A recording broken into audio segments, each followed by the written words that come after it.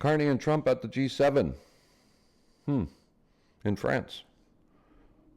I'm Jack Jackson, Manufacturers Daily. Still on vacation, as you can see. Back soon, but wanted to get you caught up on all the latest. So, Prime Minister Mark Carney and President Trump sat down on the G7 working lunch, it says here, in France last week. It was their first face-to-face since, I don't know, it doesn't really say here. Election? I don't think it was the election from Carney? I don't get it. Anyways, CUSMA was on the table. Doesn't matter when they met last, but it's been a while. Tariffs were on the table. The relationship that drives $1.3 trillion in annual Canadian and U.S. trade was in the room, like an elephant. Here's what we need to know, what came out of it, and what it means for manufacturers on July 1st. So, the trade talks between Ottawa and Washington were frozen last October after Trump was angered at the Ontario-funded anti-tariff campaign. Oh yeah, when they did the ads. They didn't resume until March 2026. 5 months of silence in the most consequential trade negotiation in a generation. LeBlanc and Greer have been in regular contact, but the G7 was their third face-to-face meeting between Carney and Trump, actually. U.S. Ambassador to Canada, Peter Hoekstra, told an audience in Toronto on July 11th, says that when Trump says the U.S. doesn't need anything from Canada, he's actually looking for ways to collaborate. Okay. Canada's U.S. Ambassador, Wiseman, describes the talks as productive, serious, informed, and respectful. Well, that's good news. Both sides are being careful about their language, and that's what actual negotiations look like from the outside. So, positive news? Hope so. Trump's public position, though, hasn't changed. Yeah, he called CUSMA irrelevant. He said he's not looking at renewing. He's pushing 50% vehicle content demand. He wants expanded dairy access.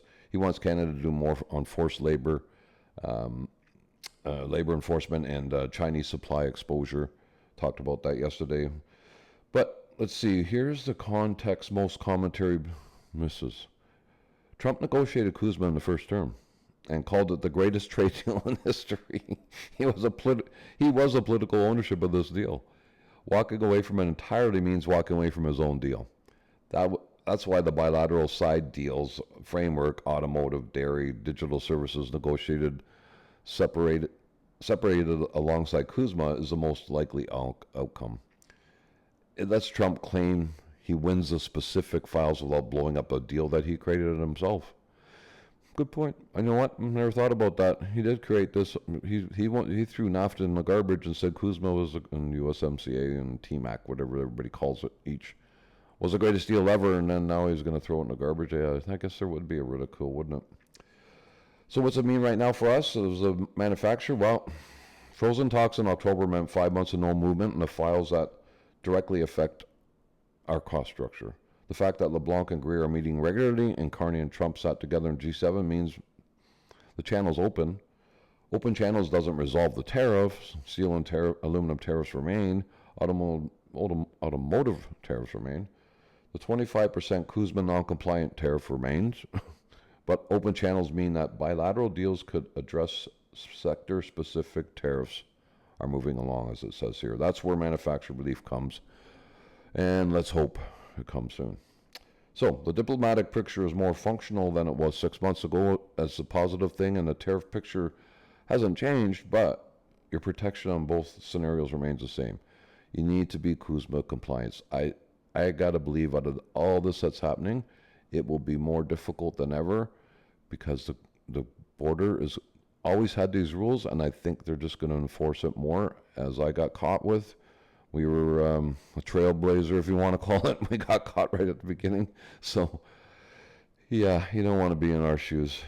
And if we had had our paperwork all done, we would never had to worry about it. And some of the clients I'm working with now, same thing. You know, they're paying money that they don't need to pay, tens of thousands of dollars that can be stopped easily with the proper paper. Anyways, it's Jack Jackson, Manufacturers Daily. Give me a call, 30 minutes, send me an email, free, 30 minutes for free to talk about your situation to decide what we think is best for you. So have a great day, and I'll be back in the office soon.